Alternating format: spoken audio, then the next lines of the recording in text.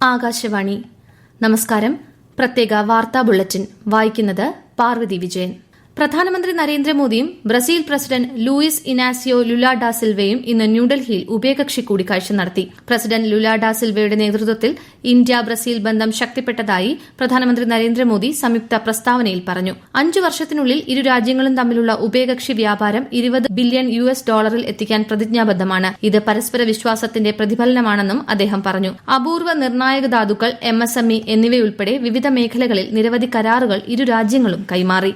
ഭരണഘടന ജനങ്ങളിലേക്ക് അവരുടെ മാതൃഭാഷയിൽ എത്തുമ്പോഴാണ് അതിന്റെ കരുത്ത് വർദ്ധിക്കുന്നതെന്ന് ഉപരാഷ്ട്രപതി CP രാധാകൃഷ്ണൻ. ന്യൂഡൽഹിയിൽ ഭരണഘടനയുടെ ഗുജറാത്തി, തമിഴ് പതിപ്പുകളും ഇംഗ്ലീഷ്, ഹിന്ദി ലീഗൽ ഗ്ലോസറിയുടെ 8ാം പതിപ്പും പ്രകാശനം ചെയ്ത് സംസാരിക്കുകയായിരുന്നു അദ്ദേഹം. വൈവിധ്യമാർന്ന ഭാഷാ സമൂഹങ്ങൾക്കിടയിൽ ഭരണഘടനാപരമായ അവബോധം ആഴത്തിലാക്കുന്നതിനുള്ള സുപ്രധാന ചുവടുവയ്പ്പാണ് ഈ നീക്കമെന്ന് അദ്ദേഹം പറഞ്ഞു.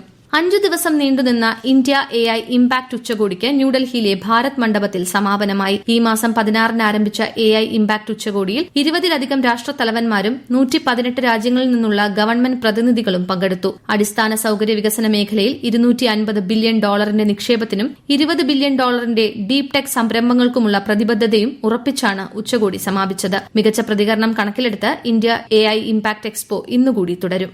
മരുന്നുകളുടെയും വാക്സിനുകളുടെയും മേഖലയിൽ ഇന്ത്യ ആഗോള നേതൃനിരയിലേക്ക് ഉയർന്നതായി ആരോഗ്യമന്ത്രി JP നഡ്ഡ. രാജ്യത്ത് ടെറ്റനസ്, ഡിഫ്തീരിയ തുടങ്ങി ഗുരുതര രോഗങ്ങളിൽ നിന്ന് സംരക്ഷണം നൽകുന്നതിനായുള്ള വാക്സിൻ ഹിമാചൽ പ്രദേശിൽ പുറത്തിറക്കി സംസാരിക്കുകയായിരുന്നു അദ്ദേഹം. രാജ്യത്തെ പൊതുജനാരോഗ്യ സംവിധാനം ശക്തിപ്പെടുത്തുകയും പ്രതിരോധ കുത്തിവയ്പ് യജ്ഞങ്ങൾ കൂടുതൽ ഫലപ്രദമാക്കുകയും ലക്ഷ്യമിട്ടാണ് വാക്സിൻ അവതരിപ്പിച്ചത്.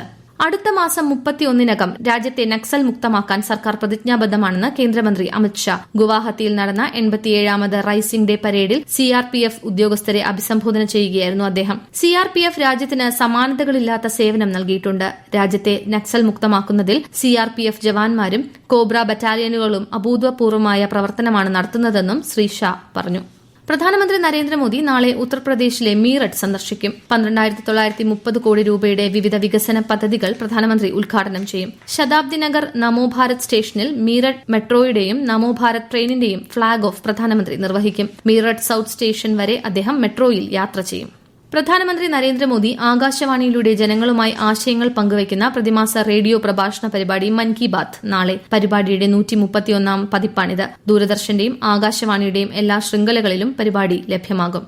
തദ്ദേശ സ്ഥാപനങ്ങളിലെ ജനപ്രതിനിധികൾ ചെയ്യുന്ന ഓരോ വികസന പ്രവൃത്തിയും വികസിത ഇന്ത്യയിലേക്കുള്ള ചുവടുവയ്പിന് നിർണായകമാണെന്ന് കേന്ദ്ര സഹമന്ത്രി ജോർജ് കുര്യൻ. തിരുവനന്തപുരം നഗരസഭാ വികസന സെമിനാർ ഉദ്ഘാടനം ചെയ്യുകയായിരുന്നു അദ്ദേഹം. തിരഞ്ഞെടുക്കപ്പെട്ടു കഴിഞ്ഞാൽ പിന്നെ ജനപ്രതിനിധികൾക്ക് രാഷ്ട്രീയമില്ല.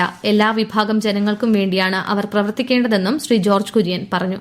കേരളത്തിൽ തീവ്ര വോട്ടർ പട്ടിക പരിഷ്കരണത്തിന്റെ ഭാഗമായുള്ള അന്തിമ വോട്ടർ പട്ടിക ഇന്ന് പ്രസിദ്ധീകരിക്കുമെന്ന് മുഖ്യ തിരഞ്ഞെടുപ്പ് ഓഫീസർ രത്തൻ യു ഖേൽക്കർ. 2,69,53,644 വോട്ടർമാരാണ് പട്ടികയിൽ ഉൾപ്പെട്ടിട്ടുള്ളത്. വോട്ടർ പട്ടികയിൽ പേരില്ലാത്തവർക്ക് നിയമസഭാ തിരഞ്ഞെടുപ്പിന്റെ നാമനിർദ്ദേശ പത്രിക സമർപ്പിക്കാനുള്ള അവസാന ദിവസം വരെ പേര് ചേർക്കാൻ അവസരമുണ്ട്. പരിമിതികളെ മറികടന്ന് ഭരണഘടനാ മൂല്യങ്ങളിൽ അധിഷ്ഠിതമായ വികസനം ഉറപ്പാക്കണമെന്ന് മുഖ്യമന്ത്രി പിണറായി വിജയൻ. 5ാം കേരള പഠന കോൺഗ്രസ് തിരുവനന്തപുരത്ത് ഉദ്ഘാടനം ചെയ്യുകയായിരുന്നു അദ്ദേഹം. കേരളം വികസന മാതൃകയെ കാലാനുസൃതമായി പുതുക്കി പണിയണം. അതിനുള്ള വേദി കൂടിയാണ് പഠന കോൺഗ്രസ് എന്നും മുഖ്യമന്ത്രി പറഞ്ഞു. ആറ്റുകാൽ ക്ഷേത്ര മഹോത്സവവുമായി ബന്ധപ്പെട്ട് തിരുവനന്തപുരം നഗരത്തിൽ നാളെ മുതൽ അടുത്ത മാസം 3 വരെ ഗതാഗത ക്രമീകരണം ഏർപ്പെടുത്തി. പാടശ്ശേരി, അവിട്ടം തിരുനാൾ ഗ്രന്ഥശാല എന്നീ ഭാഗങ്ങളിൽ നിന്നും മാത്രമേ ക്ഷേത്രത്തിലേക്ക് വാഹന ഗതാഗതം അനുവദിക്കുകയുള്ളൂ. ഇട റോഡുകളിൽ ഇരുചക്ര വാഹനങ്ങൾ ഉൾപ്പെടെയുള്ളവയ്ക്ക് പാർക്കിംഗ് അനുവദിക്കില്ല. ഗതാഗത ക്രമീകരണങ്ങളോട് പൊതുജനങ്ങൾ സഹകരിക്കണമെന്ന് പോലീസ് അറിയിച്ചു. സംസ്ഥാനത്ത് അടുത്ത 5 ദിവസം മഴയ്ക്ക് സാധ്യതയെന്ന് കേന്ദ്ര കാലാവസ്ഥാ വകുപ്പ്. തിരുവനന്തപുരം, കൊല്ലം ജില്ലകളിൽ ഇന്നും, പത്തനംതിട്ട, കോട്ടയം, ഇടുക്കി ജില്ലകളിൽ ഇന്നും നാളെയും മഞ്ഞ ജാഗ്രത പ്രഖ്യാപിച്ചു. കേരള, ലക്ഷദ്വീപ് തീരങ്ങളിൽ ഇന്നും നാളെയും മത്സ്യബന്ധനത്തിന് വിലക്കേർപ്പെടുത്തി.